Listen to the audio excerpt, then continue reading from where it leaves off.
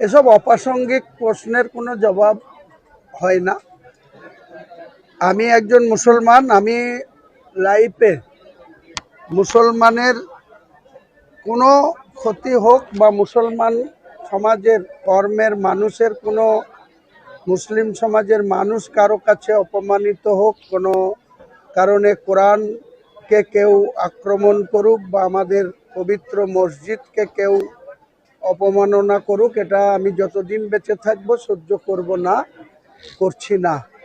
যারা এখনো তৃণমূলের চটি চেটে যারা মাত্র 23,000 টাকা একজন দান করেছে, সেই 23,000 টাকা কারো কথায় সে দান করেছে না নিজের ইচ্ছায় দান করেছে, দান সে দানই হয়।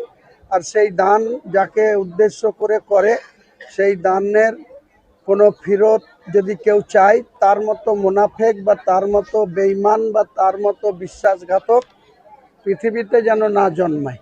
কারণ যে দান করে সে আবার উল্টে কোর্টে গিয়ে বলছে যে আমি দান করেছি, হিসাব চাই। তো আমি হাইকোর্টের উপরে পুরো আস্থাশীল।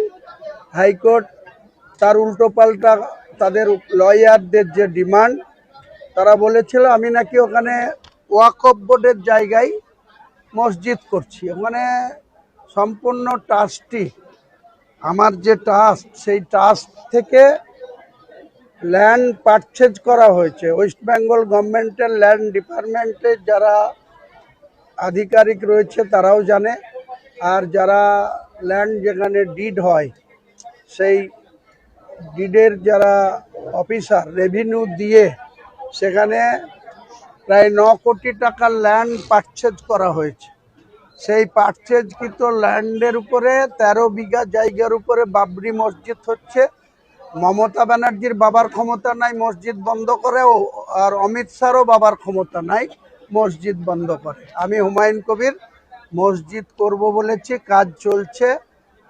10ই মের পর থেকে একদম দ্রুত গতিতে এবং যতটা সম্ভব মিস্ত্রি, লেবার, যা মেশিনারি সমস্ত স্ট্যান্ড বাড়িয়ে দিয়ে 10ই মে থেকে 2 বছরের মধ্যে, অর্থাৎ আগামী লোকসভা ভোটের আগেই, 1 বছর আগেই 2029-এ লোকসভা ভোট হবে।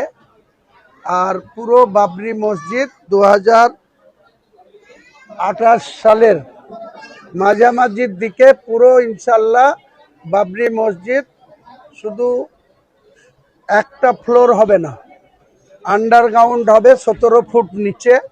সেখানেও 10,000 লোক নামাজ পড়তে পারবে। 2 সাইডে অনেক বেকার ছেলেদের দোকান টোকান করে দেওয়া হবে।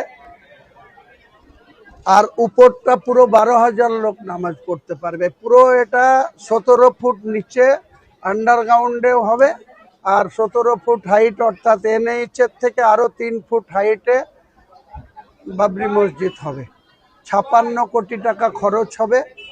টাকার যোগান শুধু কোনো অমুসলিমের টাকা নেওয়া হবে না মসজিদ করার ক্ষেত্রে, পবিত্রতা বজায় রাখার জন্য শুধু মুসলমান সম্প্রদায়ের সাহায্যেই এই মসজিদ হবে। টোটাল বাজেট 56 কোটি। আর এখন পর্যন্ত আমরা 10 কোটি টাকারও নিচে পেয়েছি।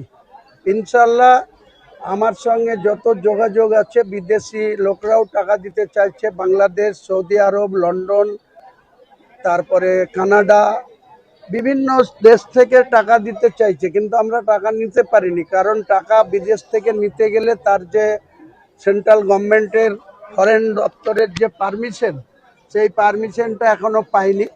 পেয়ে গেলেই আমরা যত কোটি টাকা বাজেট আছে তত কোটি টাকাই ইনশাল্লাহ মুসলমানরা দেওয়ার জন্য তৈরি আছে।